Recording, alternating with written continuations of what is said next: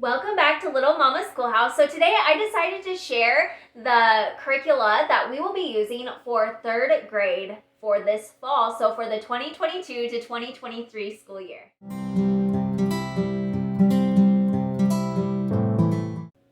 First off is language arts, and it should come as no surprise that we will be doing level 3 of The Good and the Beautiful language arts. This is will be the old edition. I believe they're releasing just so many new and updated versions, which is so great.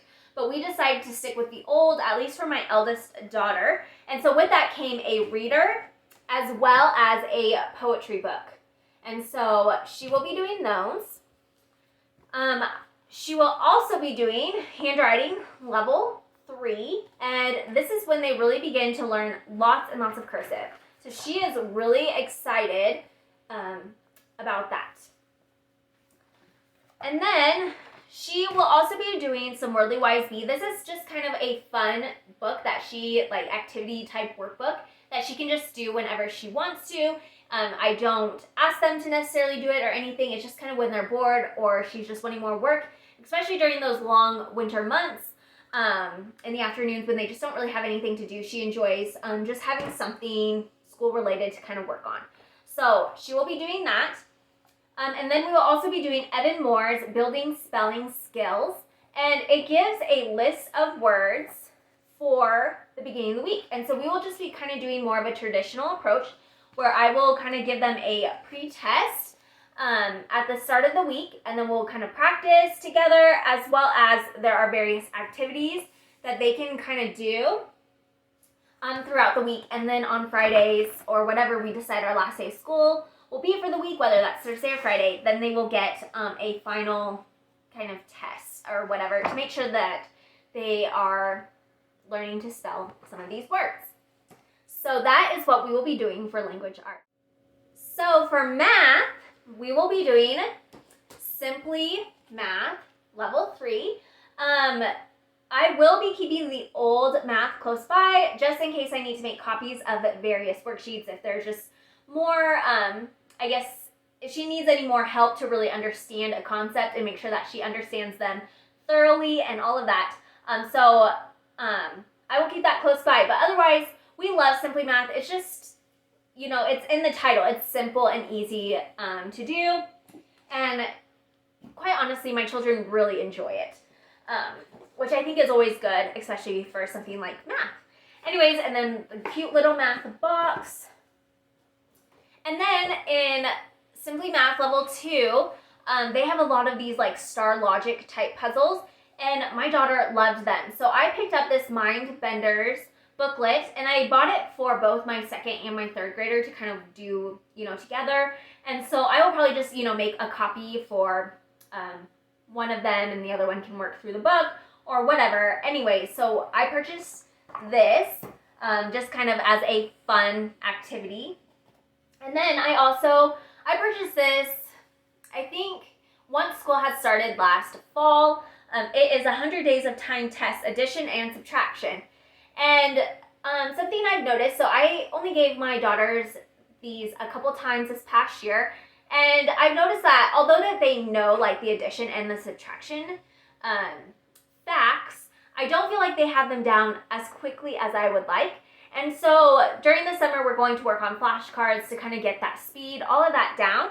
And then I'm hoping, in the fall that these will just come a little bit more natural. So this year, we are actually going to be doing something different with social studies. And if you saw my curricula haul, you will see that we decided to do this 180 days of social studies. So it covers civics, economics, geography, and history. And so it's each week will focus on 1 week will focus on history, the next week will focus on economics and all of that, and it just kind of rotates through them. And I actually spent a good 20-30 minutes, kind of doing this yesterday, flipping through it, kind of reading through it to understand, exactly what this is. And I actually don't mind it.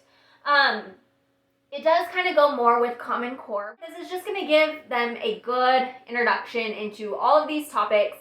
And it's just a lot of just various topics that they will just be able to learn throughout the year. So I'm actually really excited about this. I think they will learn a lot. And then we will be doing the Draw Right Now. And so I'm excited about this because I had no plans on like these two kind of correlating with one another. But surprisingly, for third grade, they talk a lot about Native Americans and different things like that. And that was what this book was about. And so I've seen these, on various homeschool channels, but I never really saw a good flip through, but it looks really fun, and I think my daughter is really going to enjoy that. So I also plan on keeping, various books in our morning basket, morning cart, on various topics like history, economics, all those things we like, Who Was books, Tuttle Twins, all of those things. And then, so we will be reading those. And then I decided it would be really fun to add in Letters from Afar. So if you've heard about this company, it's been around now for a few years. And I just never felt like there was a good way for us to implement then these letters until now. And so I decided to go ahead, and so we subscribed to a year of these letters. And then I decided that we are just going to check out books from the library on these places that Isabel visits. So South Shetland Islands, a lot of these like kind of individual type places I have never really heard much about. So I think it'll be really fun and just a really good learning experience. So I actually went ahead and laminated these because they are actually so pretty. These are like the field notes, and there's maps and just different things that go with it. And so we will be doing this as well. And then for science, we are actually going to be doing something new with that as well. We will be doing kind of a rotation with some other homeschool families that either live in our neighborhood or live close by. And we are really excited about that.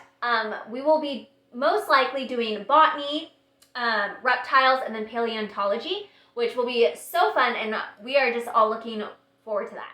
And then if you have seen my previous videos where I share the curricula that we choose for the school year, you will see that I have each of my school-age children choose 2 to 3 electives that they would like to focus on for the school year. So my third grader decided to continue with ballet, which I think is great. She's really enjoying it, and I think it's just really good for her. She will also be taking piano. I believe we will be doing this through Let's Play Music. I've just heard and just seen just some incredible things with that program. And so it's just a 2-year program, and then they can go on and, continue with piano lessons elsewhere. And anyways, I just thought it was really good. And so that is what we are looking into for my third grader as well. And then her third elective that I probably more so chose for her was Latin. I just kind of felt prompted like that this was something we were supposed to learn, and so I purchased all this, and I know nothing about Latin or anything of the sort.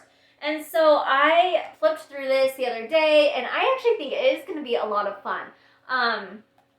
I luckily, I took some Spanish in high school, and so really that is going to help a little bit. But yeah, I think it's so good. I should just do a flip through. Kind of here, let's see. Let me find a good workbook. There's just some little work that they get to do and things like that. Anyways, so we will be doing this, and again, I purchased both the CD and the DVD. I heard really good things about the DVD compared to the CD. So we just went ahead and just did that. And then I also picked up the copy workbook. And this is all in cursive, so it's really good that she will be learning cursive as well for school anyways. And then she will have some copy work that we will probably just do this booklet once a week. It looks like there's kind of a page per lesson of copy work, and so that's what we will be kind of doing, if that makes sense. And then just some additional things that I will be adding into our morning cart, along with some of those social studies type books, is I will be adding in some art study and music study. We really enjoyed these books. They were great. I highly recommend them. They're just really fun. And so we will be using these as well. And then I went ahead and I purchased my 2 oldest daughters just a really inexpensive Chromebook. We will be doing some coding, stop motion type stuff, and typing. as well as the other night, it dawned on me that they could also do Duolingo with Latin as well, and that will just give them additional practice as well. So I will try to see if I can get that set up on their Chromebooks. But I've always been one to kind of steer clear of technology type things, screens, all of that. And then recently I was kind of listening to a couple of, not necessarily podcasts, but just some speakers. And they have just talked about the importance of, we just live in a technology world anymore. And, our children need to be prepared for technology and all of it. And so I guess that really just kind of struck me, and I could not get rid of that thought. So that's why we decided to just go ahead and invest in some Chromebooks. And then for coding, we will be using Scratch Junior, and I believe that's a free program. I know Scratch is, and I can't remember if Scratch Junior is as well, but I believe so. And so they just kind of come up with like their own animations and type things like that, just really introductory type coding activities, and it's set up in a really fun, easy way. And so they will be doing that. And then they will also be doing stop motions. So we just put, like a cheapy app type thing. I believe it was even free on our iPad. And I'm going to have them kind of create some stop motion type videos this year, which will be really fun. And so if you ever see those, here on my channel, that is what that is about. Anyways, and then typing. So I shared that we used The Good and the Beautiful typing last year. And although I don't feel like it was very problematic, I just felt like it wasn't going to teach my daughter speed, and it wasn't going to teach her how to type correctly, because you type in a Word document, but then I'm going to the Word document and some of the words, when they get to the word portion, it just is auto-correcting. And so it's just figuring those out for her. And then, when it's just practicing, certain keys and all those things. And so it's just kind of hodgepodge of letters that even though when she was making mistakes, she wasn't catching those. And then when I would go back and kind of correct it, I would find those mistakes. And she would just go in and kind of fix them. But again, I just wanted something that was going to catch those mistakes. And so we have been using Dance Mat typing now for about a month. And it's been really good. It catches their mistakes. It does not let them continue to type until they are pushing in the correct letter key. And they really enjoy it. It's kind of cheesy, kind of loud, and they kind of think it's silly, but it's fun and it's engaging, and they look forward to it.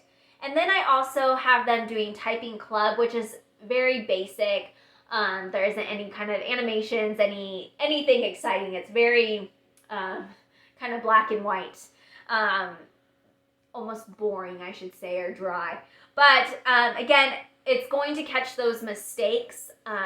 And so they can't continue typing unless they are typing incorrectly, all of those things. And it's starting to do little, I believe it's Dance Mat typing, but I believe Typing Club does this as well, where it starts to count their words per minute and all of those things. And so that to me, again, is very important, because again, we just live in a world where you need to know how to type efficiently and effectively.